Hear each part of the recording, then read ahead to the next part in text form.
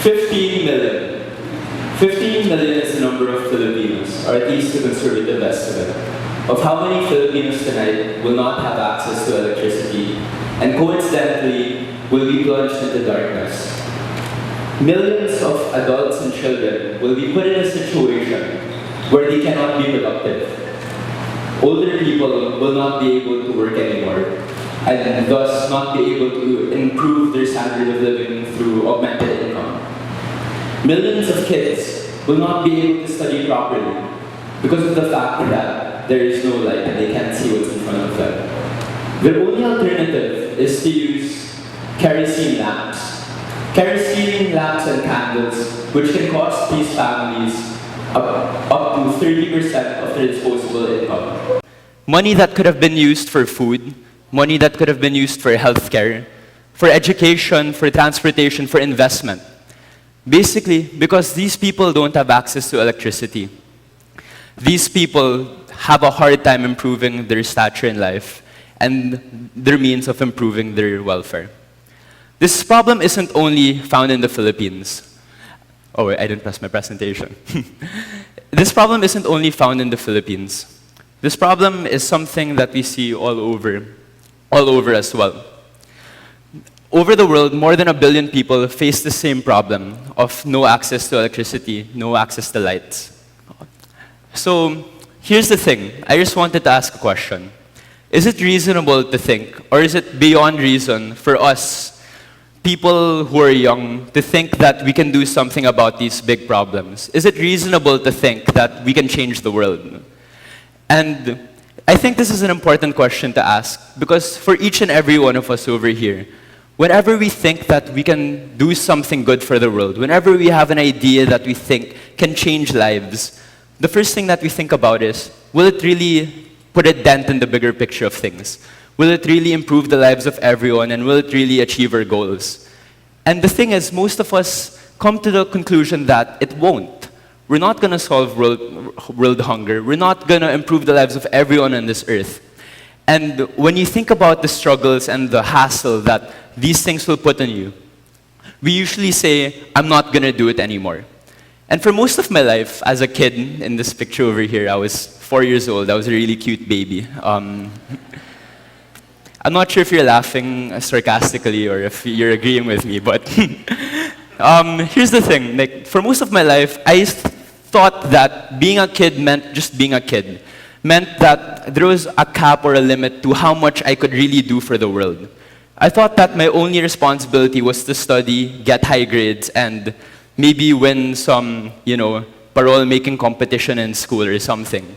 But I never really thought of helping other people in the bigger scheme of things. Well, I did, but I never thought I could actually push through with it. Because so many people around me told me that you're so young, why don't you wait until you're working, you have your own income, and then you can start doing things like this.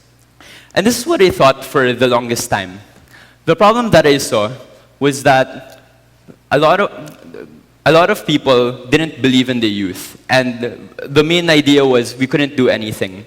Until I went to this international youth conference, in the States, wherein a lot of the people my age, at the age of 16, 15, were coordinating international projects or national projects to bring development projects to people who really needed it the most.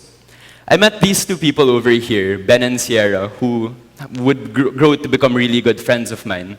And by seeing their example and seeing the example of other people, I realized that being young shouldn't prevent us from helping others.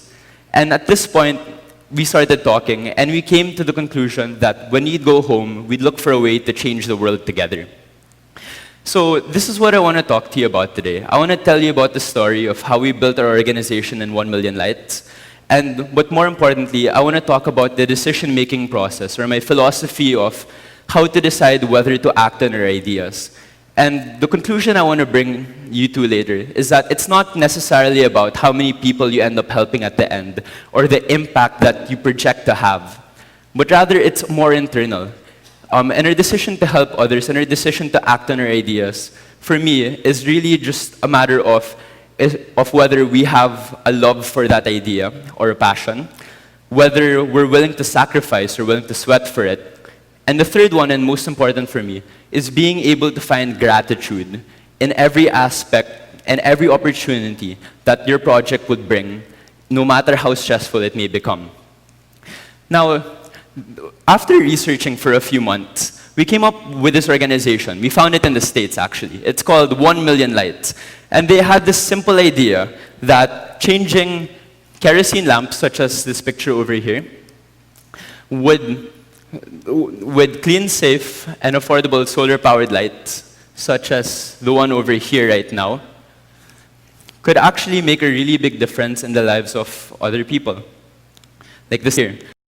The idea was that so many people were in a situation where they couldn't improve their lives because they couldn't be productive, they couldn't work for a better future, and at the same time, they didn't have enough savings.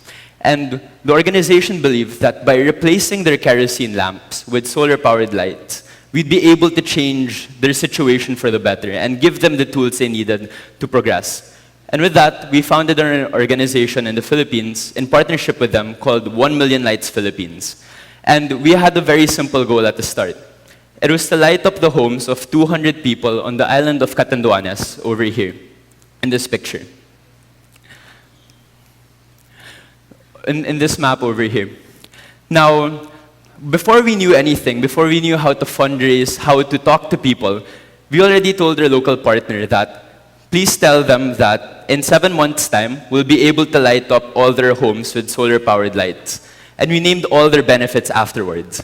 So we basically made a promise to people before we even knew whether we could keep it or not. This is a picture of me and Trisha. Trisha is my co-founder at 1 Million Lights. And together, we believe that we could do everything together. We could really bring this organization and help the lives of these 200 families. But here's the thing. At the age of 16 and 17, we had no knowledge whatsoever. I couldn't speak for anything. I'd stutter the whole time in front of an audience of 3 or more. And Trisha would do the same. We didn't know how to work logistics. We didn't know where to get our solar lights. And more than that, we didn't know how to deal with customs or any of those other agencies. But the biggest problem we had, we were able to face these by talking to other people and getting help along the way. But the biggest problem we have was that nobody believed in us. In the first few meetings when I'd go to civic organizations or to other people, I'd present to them what we wanted to do. And in the middle of my stuttering speech, the person in front of me will ask me if I dressed up in a long-sleeve shirt just for that meeting because he couldn't come to grasp the fact that a 15-year-old or a 16-year-old person wanted to do such things. Basically, no one took us seriously whatsoever. And a lot of people told us that we would rather give our money to other foundations or other organizations because we think that they can do much more than you. And this was really discouraging. And a lot of times, not just because of the funding, but the fact that we didn't know how to do anything else, we felt like giving up. And in all of these times, we had to re-question ourselves, why are we doing this? Are we really going to change the lives of other people? But then we remembered the promise we made to people like Ate Susana in this picture over here in Catanduanes. We told them that we'd bring them 200 lights. We've done our research, and we already knew how much these lights could help these people. And at this point, we found that we had a passion to help these people who we didn't even know. Because while we may not know them, we're all Filipinos, and we all live on the same country. So at this point, we decided that we'll still continue. We started fundraising campaigns in the United States and Canada, and also some in South Africa, through students our age as well who were looking for things to do. And after 7 months, we were able to raise the necessary funds. We were able to source our solar-powered lights and get free shipping for them as well, and all of these other things which seemed to fall in place at the very last minute. And at the end of everything, we were able to light up the homes of 200 families in Catanduanes. And up to this day, we get to talk to them sometimes, and we get to really see the impact of these lights. At this point, we thought our organization would just be a yearly thing, one community a year, something that we'd want to do just for fun. But then we realized that we wanted to do something more. We realized that even though we were young, if we got more people our age to help out, we could do so much more. And this is exactly what we did. At this point, we started planning projects, more and more projects, as in the pictures you see behind me. We got some big corporate grants as well. And the thing was, we had a challenge, a time limit. It took us 7 months to plan our first project. But for this next year, we had 7 months to plan 60 projects across the country. And this was really hard for us because we were a team of 7 at this point. And it was really hard looking for local partners and all. So we started looking at other schools, other students, and we started, in a way, forming bigger groups of people that wanted to plan projects and go on trips to these far-flung areas. And after 5 years of our quest to eventually distribute 1 million lights in the Philippines, I'm really proud to say that to this date, we have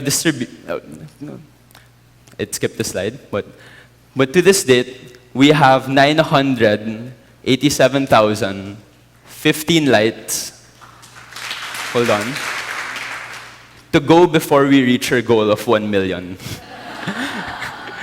So here's the thing, we're extremely far, like we're nowhere close to that goal. But then we ask ourselves, why are we doing the things we're doing? Is it still reasonable to think we can make a difference in the lives of others? And the realization that I have is that it isn't necessarily about the numbers. It isn't about helping as many people as you can, one and after the other. It's really just about helping others and taking each and every moment as different events. Because at the end of the day, numbers are numbers, but what we're really looking for is to change the lives of different individuals, different families. And so far, our organization has done that for over 70,000 Filipinos living in over 80 communities. And this year, we plan to extend and go further and go to more communities. The picture behind me right now shows you our team at 1 Million Lights Philippines. And we come from very different schools. Some come from different countries. And the idea that we have is that through the power of the youth and through new ideas and how to do different projects, we'll be able to do bigger and better things together. So at the moment, we continue to plan new projects, but we also look for other organizations that would be interested to help us out as well. So where do I want to get at and what do I want to talk about here? My main realization through my 5-year journey is that things can get really, really hard. And if you're asking the question, will it be worth it? Or is it reasonable to think that this project makes sense? It's not necessarily a question of how many people we can help or what the immediate impact of our project will be, but rather our internal dispositions as people. The first question is it something we love? Because if we don't love the things we're doing, if we're not passionate about them, when things get hard, we tend to forget about them and drop them because we get discouraged. It's only true love that we're able to power through these moments. The second question that you have to ask yourself is, are you willing to sweat? Because it's only through sacrifice that we'll be able to get things done. Because projects like these have really big opportunity costs. And it's only by being able to see that we'll be able to, in a way, overcome these things, to let go of our other commitments. I sacrificed a lot of time hanging out with my friends, of being on the Philippine debate team or on the football team, so that I could focus more on this. But since it was something I loved and something I was committed to, these were some of the best sacrifices I've ever made. But the last one, which I think is very important, is gratitude. And I think that whether thinking of doing something or not, we need to ask ourselves, will we find gratitude in doing these things? And not in the sense of other people thanking you or something, but rather from our own perspective. Will every opportunity this idea gives me, will these opportunities make me feel thankful? Will I feel lucky that I have the opportunity to do these things to reach this end goal? And if the answer to these 3 questions are yes, if you find love in it, if you're willing to sweat for it, and you feel that you appreciate the project and you find gratitude in doing them, then in that case, that initiative is something that would be worth working for. And more likely, this is an initiative which will probably work. And this is what we see with 1 Million Lights, where we try to foster or we try to forward change that you can see. Thank you very much.